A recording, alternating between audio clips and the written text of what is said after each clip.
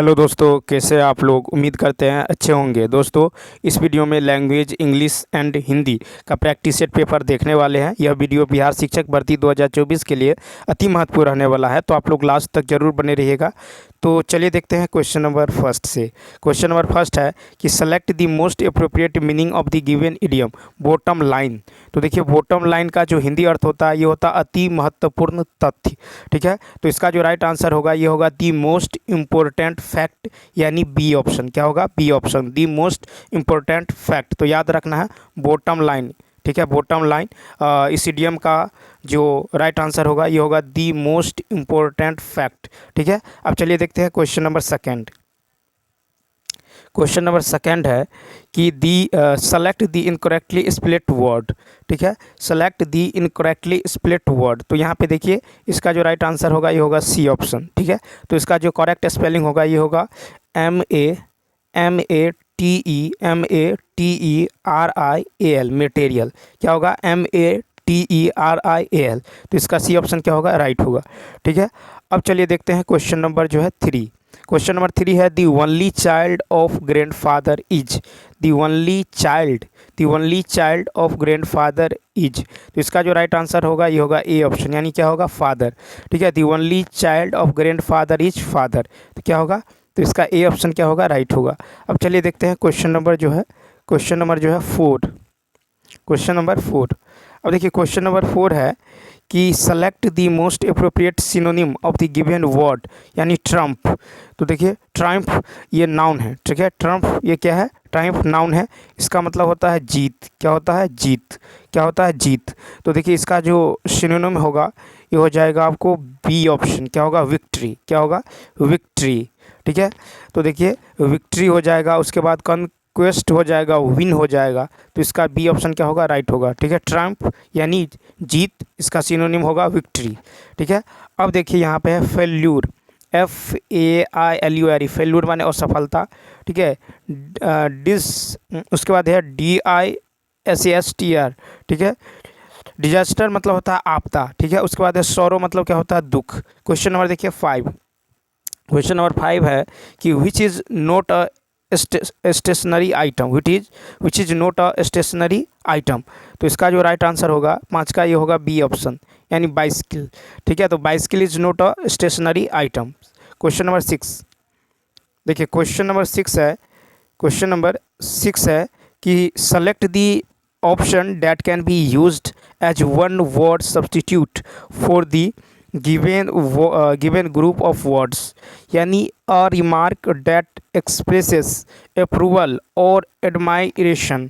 तो देखिए, सिक्स का जो राइट आंसर होने वाला है ये हो जाएगा आपको ए ऑप्शन, कॉम्प्लीमेंट। क्या होगा? कॉम्प्लीमेंट। कॉम्प्लीमेंट मतलब होता है अभिनंदन, शुभकामना, स्तुतिवाद। ठीक है, तो अ रिमार्क डेट एक्सप्रेसेस अप्रूवल और एडमायरेशन। इसका जो राइट आंसर होगा ये होगा ए ऑप्शन, यानी कॉम्प्लीमेंट। क्या होगा? कॉम्प्लीमेंट। कॉम्प्लीमेंट होता है अभिनंदन, शुभकामना और स्तुतिवाद। ठीक है, उसके बाद देखिए क्रिटिक्यू मतलब होता है समालोचना, समीक्षा। ठीक है, कॉम्प्लीमेंट मतलब होता है पूरक, और CENSUR इसका मतलब होता है कलंक, आक्षेप। Question number seven. Question number seven है कि select the option that can be used as one word substitution for the given group of words. तो यहाँ पे देखिए, तो यहाँ पे है कि vertebrate animals that crawl on the grounds. ठीक है, तो देखिए, vertebrate animals that crawl on the ground. तो इसका जो राइट आंसर होगा सेवन का ही होगा ए ऑप्शन, यानी रेप्टाइल्स। क्या होता है? रेप्टाइल्स। तो देखिए, vertebrate animals that crawl on the grounds, इसे क्या कहते हैं? रेप्टाइल्स, यानी रेंगने वाला जंतु। ठीक है, इंसेक्ट्स मतलब होता है कीट पतंग। मैमल्स मतलब होता है स्तनधारी जीव जंतु।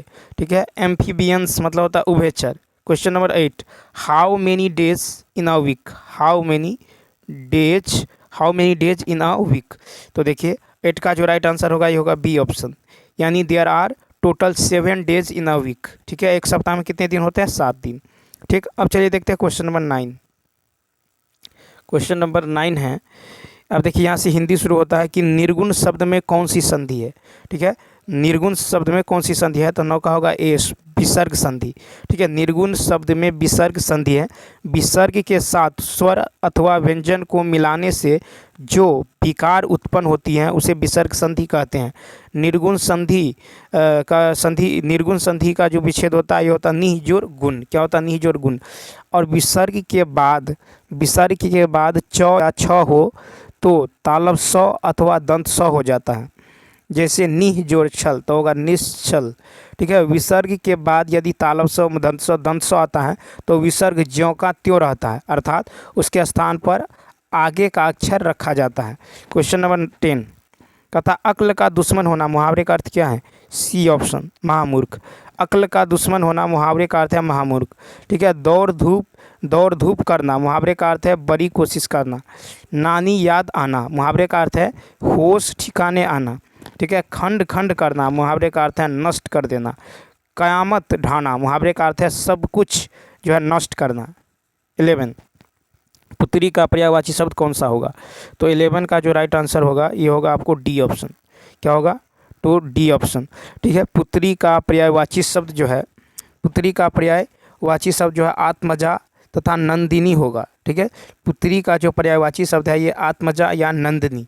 ठीक है, देखिए पुत्री का अन्य पर्यायवाची शब्द जो है कन्या, अंगजा, बेटी, छोरी, तनुजा, दुहिता, घी, धिया, नंदना, सहबाजी, कुमारी, सुता, तन्या, लड़की आदि है। सुधा का पर्यायवाची शब्द देखें तो पीयूष, अमित, सोम, अमी, जीवनोदक, अमृत आदि हैं। नेक्स्ट कहता है गिरिधर में कौन सा जो है समास प्रयुक्त है, गिरिधर, तो इसका जो राइट आंसर होगा सी ऑप्शन बहुव्रीहि समास। तो देखिए गिरिधर में बहुव्रीहि समास का प्रयुक्त है। बहुव्रीहि का अर्थ होता है बहुत धनी वाला, बहुत धनों वाला अर्थात संपन्न। इस समास में प्रयुक्त पद किसी अन्य की विशेषताओं को प्रकट करता है। जब दो शब्द मिलकर किसी तीसरे शब्द का विशेषण बन जाए तो उसे बहुव्रीहि समास कहते हैं। बहुव्रीहि समास का कोई पद प्रधान नहीं होता है। बहुव्रीहि समास के 4 भेद होते हैं। 13 है कि नवल सुंदर श्याम शरीर में कौन सा अलंकार है, तो इसका राइट आंसर होगा ए उल्लेख।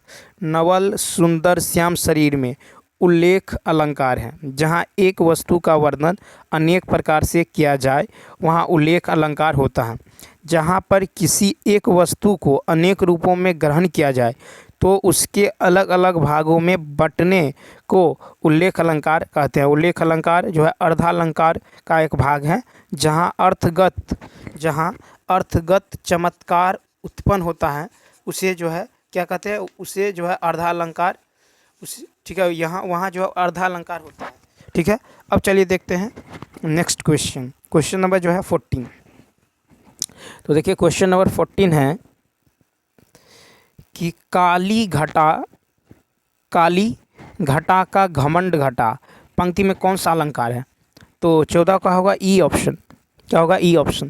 तो देखिए काली घटा का घमंड घटा पंक्ति में जो है यमक अलंकार है। जहाँ एक शब्द की आवृत्ति 2 या 2 से अधिक बार होती हैं परंतु उनके अर्थ अलग अलग होते हैं, यहाँ जो है यमक अलंकार होते हैं। जहाँ उप में उपनाम की संभावना की जाए वहाँ उत्प्रेक्षा अलंकार होता है। जहाँ उप में को उपमान का रूप मान लिया जाए वहाँ जो है रूपक अलंकार होता है। देखिए जब समान धर्म, स्वभाव, शोभा, गुण आदि के आधार पर एक वस्तु की तुलना दूसरी वस्तु से की जाती है वहाँ जो उपमा अलंकार का प्रयोग होता है। नेक्स्ट है देवर शब्द का तत्सम रूप कौन सा है, तो 15 का होगा बी ऑप्शन द्विवर। ठीक है, तो देवर शब्द का तत्सम रूप द्विवर है। देवर शब्द द्विवर का अपभ्रंश है। द्विवर का जो अर्थ है ये होता है द्वितीय वर। पति के छोटे भाई को ही देवर कहा जाता है। Question number 16। अब 16 की यदि बात करें तो देखिए 16 है कि आग पर पानी डालना मुहावरे का अर्थ क्या है। आग पर पानी डालना मुहावरे का अर्थ क्या है, तो यह है झगड़ा मिटाना। आग पर पानी डालना मुहावरे का अर्थ है झगड़ा मिटाना। आग में घी डालना मुहावरे का अर्थ है झगड़ा या दुश्मनी को और बढ़ाना। पगड़ी रखना मुहावरे का अर्थ है इज्जत बचाना। और पहाड़ टूट जाना मुहावरे का अर्थ है भारी विपत्ति आना। फिर है दंड कमंडल मुहावरे का अर्थ है संन्यास लेना। Question number 17। और देखिए 17 है, क्वेश्चन नंबर 17 है कि स्वर्ग रोहन का सही जो है संधि विच्छेद कौन सा है? तो 17 का होगा सी ऑप्शन, स्वर्ग जोड़ आरोहण। क्या होगा? तो स्वर्ग रोहन का सही संधि विच्छेद है स्वर्ग जोड़ आरोहण, स्वर्ग जोड़ आरोहण। देखिए संधि शब्द का अर्थ है मेल, संयोग, समझौता, एक तरह का वर्ण विकार। दो वर्णों के मेल से उत्पन्न विकार को व्याकरण में संधि कहते हैं। संधि को तोड़ना संधि विच्छेद कहलाता है। क्वेश्चन नंबर 18, तरल का विलोम शब्द, बी ऑप्शन ठोस।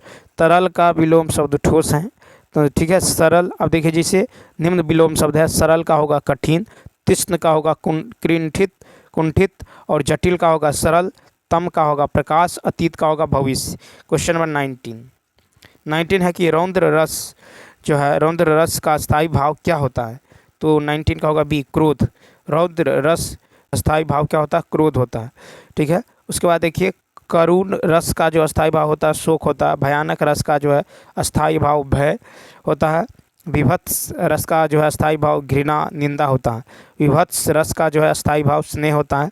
और भक्ति रस का जो अस्थायी भाव है ये अनुराग होता है। हास्य रस का अस्थायी भाव ह्रास होता है, हास्य। क्वेश्चन नंबर 20, देखिए क्वेश्चन नंबर जो है 20 है कि निम्न जिन पंक्तियों में एक ही उच्चारण स्थान से उच्चारित होने वाले वर्णों की आवृत्ति होती है तो वहाँ कौन सा अलंकार होता है? 20 का होगा बी ऑप्शन। क्या होगा? तो श्रुत्यानुप्रास अलंकार। तो जिन पंक्तियों में एक ही उच्चारण स्थान से उच्चारित होने वाले वर्णों की आवृत्ति होती हैं उसे श्रुत्यानुप्रास अलंकार होता है। जहाँ एक व्यंजन की आवृत्ति एक या अनेक बार हो वहाँ जो है व्युत्पन्नुप्रास अलंकार होता है। रसानुकूल वर्ण जो है विन्यास की वृत्ति जो है विन्यास को वृत्ति कहते हैं। और जहाँ देखिए जहाँ स्वरूप और क्रम में अनेक व्यंजनों की आवृत्ति एक बार हो वहाँ जो है क्या होता है? तो छेकानुप्रास अलंकार होता है। क्वेश्चन नंबर देखिए 21 है कि मेरे दोस्त के लिए चाय लाइए। इस पंक्ति में कौन सा कारक है? तो 21 का होगा सी ऑप्शन, संप्रदान कारक, ठीक है। मेरे दोस्त के लिए चाय लाइए, इस वाक्य में संप्रदान कारक है। तो जिसके लिए कोई क्रिया की जाती है उसे संप्रदान कारक कहते हैं। जिसके लिए कोई क्रिया की जाती है उसे संप्रदान कारक कहते हैं। संप्रदान कारक की विभक्तियाँ के लिए, हेतु, निर्मित, वास्ते आदि है। क्वेश्चन नंबर देखिए नेक्स्ट, देखिए क्वेश्चन नंबर 22 है कि दिए गए वाक्य का वह भाग ज्ञात करें जिसमें कोई त्रुटि है। जैसे लक्ष्यहीन मनुष्य जिंदगियों में कभी सार्थक कार्य नहीं कर सकता। तो 22 का यदि देखें तो ए ऑप्शन, जिंदगियों में कभी। तो देखिए जब जिंदगी संज्ञा शब्द का प्रयोग व्यापक अर्थ में हो तो इसका बहुवचन नहीं बनाया जाना चाहिए। इस कारण इस स्थान पर जिंदगियों के बदले जिंदगी का प्रयोग होना चाहिए। किसका प्रयोग? तो जिंदगी का प्रयोग होना चाहिए, ठीक है। अब चलिए देखते हैं क्वेश्चन नंबर 23। फिर है कि जिसकी दो माताएं हों के लिए इनमें से उपयुक्त शब्द क्या है? तो इसका राइट आंसर होगा ए ऑप्शन, द्विमातुर। तो जिसकी दो माताएं हों उसके लिए एक जो है उपयुक्त शब्द है द्विमातुर, ठीक है। स्त्रियों जैसा हो, ठीक है, स्त्रियों जैसा हो उसके लिए एक शब्द है स्त्रीन। जो पति के लिए मर मिटे उसके लिए एक शब्द है सती। क्वेश्चन नंबर देखिए 24। क्वेश्चन नंबर 24 है कि इनमें से जो है चिरंतन का विलोम क्या है? तो 24 का होगा सी ऑप्शन, नश्वर, ठीक है। चिरंतन का विलोम शब्द है नश्वर। अल्पजीवी का विलोम शब्द है दीर्घजीवी। और क्षणिक का विलोम जो है शाश्वत होता है। क्वेश्चन नंबर 25, जिसका कोई शत्रु पैदा न हो इस वाक्यांश के लिए सही शब्द कौन सा है? तो 25 का होगा बी, अजात शत्रु, ठीक है। जिसका कोई शत्रु पैदा न हो इस वाक्यांश के लिए जो है सही शब्द है अजात शत्रु। देखो अंधेर खाता मुहावरे का अर्थ क्या है? प्रकृति और नियम के विरुद्ध कार्य करना। अंधेर खाता मुहावरे का अर्थ है प्रकृति और नियम के विरुद्ध कार्य करना। अंधा होना मुहावरे का अर्थ जानबूझकर किसी बात पर ध्यान न देना। अक्ल चकराना मुहावरे का अर्थ है कुछ समझ में न आना, कुछ समझ में न आना। Question number 26। अब देखिए क्वेश्चन नंबर 26 है कि निम्नलिखित मुहावरे का उचित विकल्प बताइए। आँखों से गिरना, क्या है? आँखों से गिरना। 26 का होगा ई ऑप्शन। तो देखिए आँखों से गिरना मुहावरे का अर्थ होता है कोई महत्व न रहना। क्या होता है? कोई महत्व न रहना। Question number 27। अब देखिए, अब यहाँ से देखिए कि क्वेश्चन नंबर 27 की यदि बात करें तो यहाँ है कि गद्यांश में जो असंकेतित रिक्त स्थान फर्स्ट के लिए उपयुक्त शब्द होगा। तो यहाँ पे है कि संगीत के बारे में प्रायः जन साधारण की यह मान्यता है कि यह मन बहलाने अथवा मनोरंजन का साधन है, अथवा भजन पूजन में कविताएं एवं छंद आदि भगवान के गुणगान की विशेषताएं हैं। वस्तुतः खाली स्थान के और भी उपयोग हैं। तो देखिए 27 का जो होगा ये होगा क्या? तो संगीत। तो वस्तुतः संगीत के और भी उपयोग हैं। तो इसका 27 का ये ऑप्शन क्या होगा? राइट होगा। फिर देखिए क्वेश्चन नंबर 28 है। क्वेश्चन नंबर 28 है कि गद्यांश संकेतित रिक्त स्थान दो के लिए उपयुक्त शब्द क्या होगा? अब देखिए यहाँ पे देखें तो वस्तुतः संगीत के और भी उपयोग है। यह खाली स्थान ही नहीं मुख पशु पक्षियों तक की। तो देखिए 27 का जो होगा क्या होगा? ए। और 28 की यदि देखें तो 28 का आंसर क्या होगा? C option. तो देखिए 28 का जो है यहाँ पे हो जाएगा कि वस्तुतः जो है संगीत के और भी उपयोग हैं। यह मनुष्य ही नहीं मुख पशु पक्षियों तक की। ठीक है, तो यहाँ पे क्या होगा? C option. 28 का होगा सी यानी मनुष्य। ठीक है, क्या होगा? C option. अब देखिए क्वेश्चन नंबर 29। फिर 29 का रहा कि गद्यांश में संकेतित रिक्त स्थान 3 के लिए उपयुक्त शब्द क्या होगा? तो 3 में तीन देखिए, तो यहाँ होगा कि वस्तुतः संगीत के और भी उपयोग हैं। ठीक है, संगीत के और भी उपयोग है। मनुष्य ही नहीं मुख पशु पक्षियों तक की। पशु पक्षियों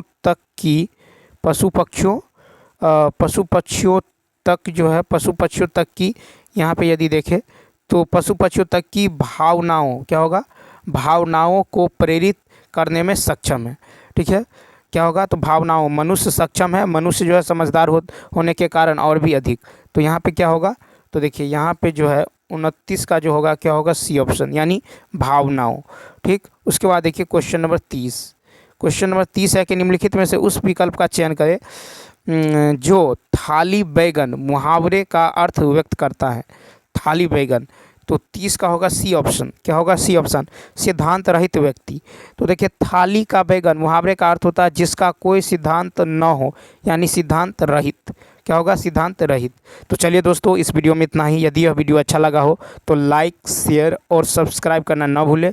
साथ ही साथ कमेंट करके बताएं कि यह वीडियो आपको कैसा लगा। तो चलिए मिलते हैं नेक्स्ट वीडियो में। इस वीडियो में इतना ही। Thanks for watching.